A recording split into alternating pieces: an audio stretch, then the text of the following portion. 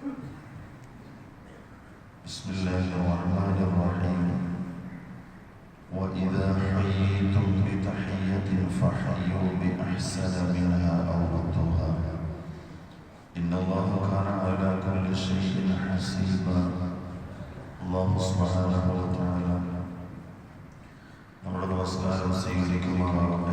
രോഗങ്ങളും വിഷമങ്ങളും അല്ലാഹു മാറ്റി പരിപൂർണ ആശ്വാസം പ്രദാനം ചെയ്യുമാറാകട്ടെ. നമ്മിൽ നിന്ന് മൺമറഞ്ഞു പോയവർക്ക് അല്ലാഹു മഗ്ഫിറത്തും സ്വർഗ്ഗവും പ്രദാനം ചെയ്യുമാറാകട്ടെ. അല്ലാഹു സുബ്ഹാനഹു വ തആല പരിശുദ്ധമായ ഖുർആനിലൂടെ അറിയിക്കുന്നു, വഇദാ ഹയ്യീതും ബിതഹിയ്യത്തിൻ,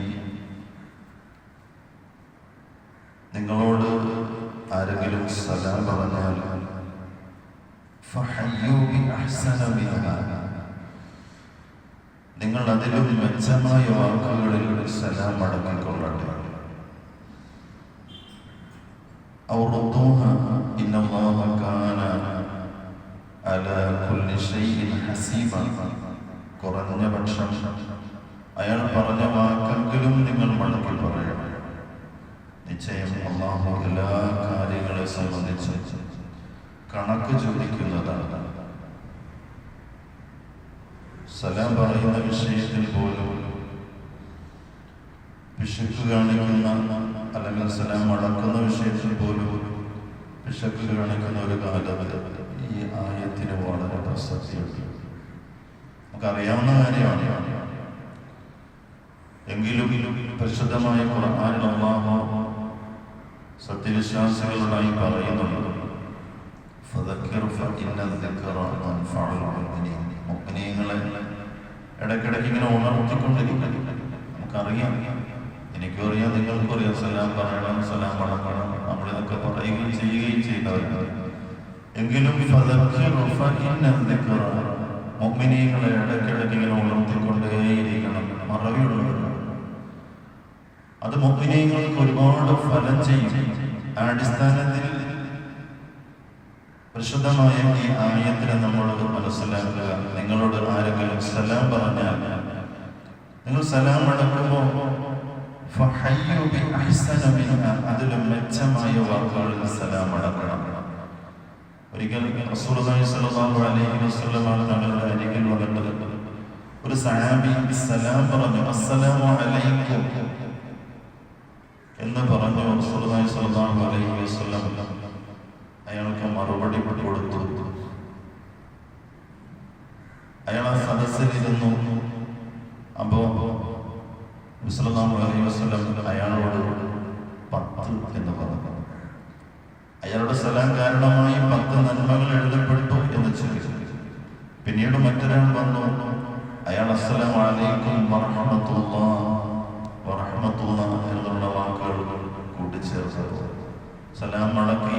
സ്വല്ലല്ലാഹു അലൈഹി വസല്ലം അയാളുടെ സലാം മടക്കി. അയാൾ ആ സദസ്സിലിരുന്നപ്പോൾ സ്വല്ലല്ലാഹു അലൈഹി വസല്ലം 20 എന്ന് പറഞ്ഞു.